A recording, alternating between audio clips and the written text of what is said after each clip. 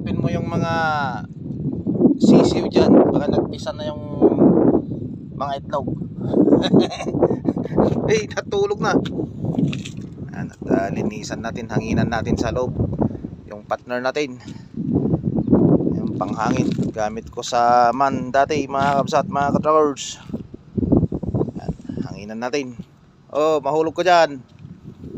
At maganda-ganda ang binigay nitong partner natin sa loob ng month of January. Dito na lang tayo, mas okay. So yun mga kabsat, mga kakisay, yan siya. Linisan muna natin, mahanginan.